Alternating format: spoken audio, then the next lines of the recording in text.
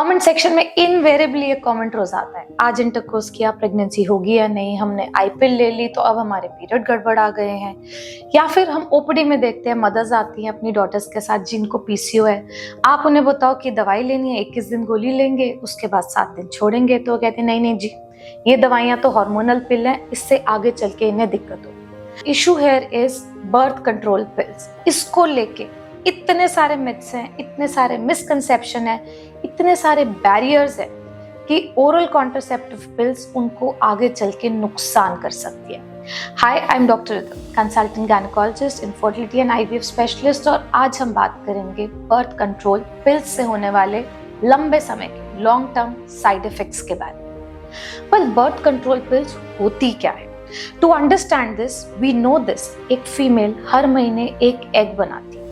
अब जब वो बॉडी में एग बनता है ओवरीज में, वो बन रहा होता है ब्रेन के सिग्नलिंग से।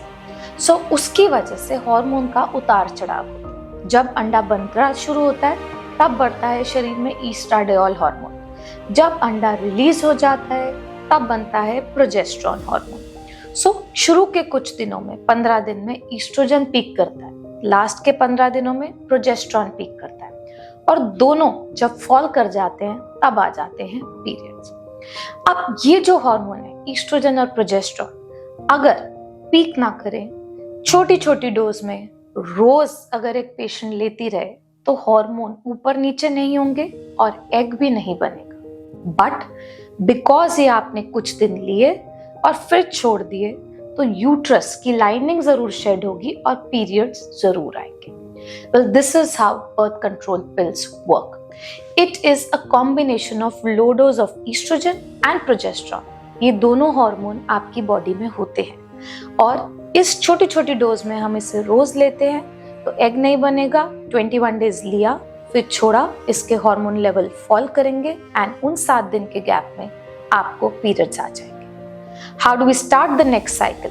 वेल, 21 दिन लेना, 7 दिन छोड़ना, फिर 21 दिन लेना, 7 दिन छोड़ना, इस तरीके से लगातार चलती रहती है। पर क्या एक्चुअली इसको लेने से कोई साइड इफेक्ट होता है?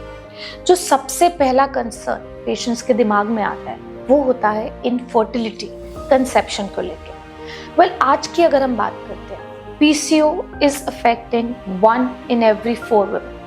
So girls at young age, especially because of the environment, the pollution, the pesticides, the junk food, weight gain, obesity, बहुत ज़्यादा इससे सफ़र करती है। अब साइकिल गड़बड़ है, वेट लॉस तुरंत तो हो नहीं जाएगा, it will take a little while. But these bleeding problems with excess of male hormone, जिसकी वजह से एक्ने होते हैं, हिर्सुटिज्म, हेयर ग्रोथ होता है, डीपनिंग ऑफ वॉइस होता है, तो ये दोनों चीजों को बर्थ कंट्रोल पिल बहुत अच्छे से सॉल्व करता है।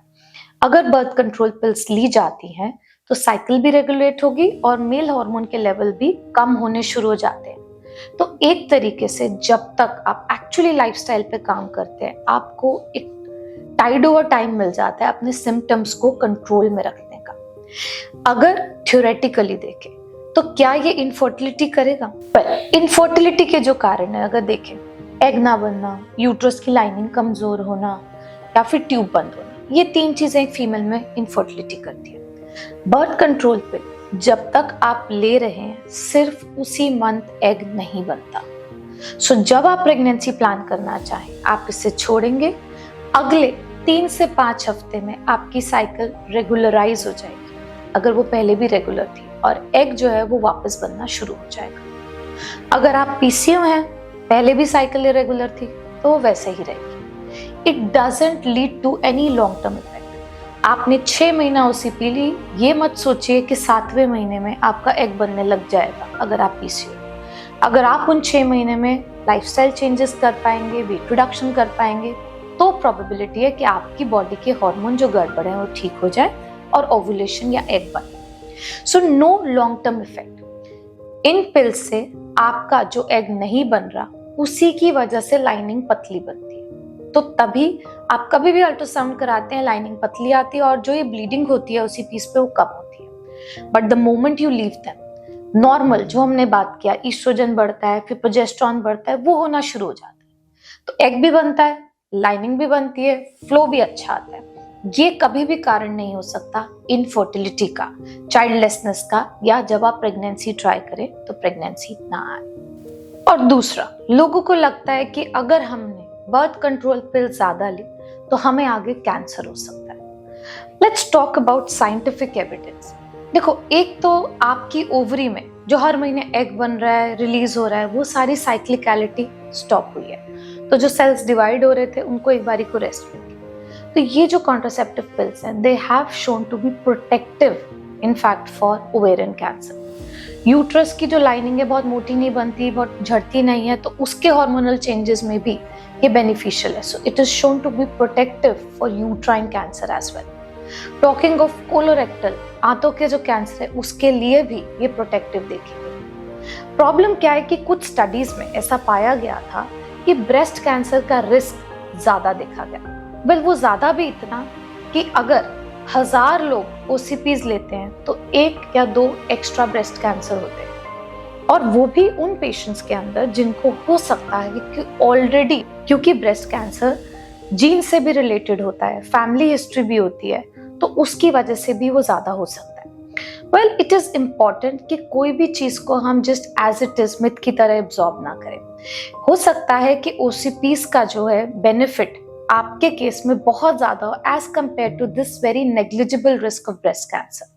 वेल, बट अगर आपकी कोई फैमिली हिस्ट्री है ब्रेस्ट कैंसर की, आपकी फैमिली में ब्रका जीन 1-2 पॉजिटिव आए हैं, then you can be a little apprehensive. But as a blanket rule किससे कैंसर बढ़ता है, this should not be a barrier. In fact it is protective for all ovarian cancers, endometrial cancers and colorectal cancers. So ऐसे तो हर दवाई के side effect होते हैं, but just because कि किसी पेशेंट में इसका कोई साइड इफेक्ट हो सकता है, इसके लिए इतने सारे लोग जो इससे ना कि सिर्फ कॉन्ट्रासेप्टिव बेनिफिट ले सकते हैं, हार्मोनल बेनिफिट ले सकते हैं, अपने फैमिली पे कंट्रोल रख सकते हैं, वो इसके एडवांटेजेस को छोड़ रहे हैं बिकॉज ऑफ दीज मिसकंसेप्शंस।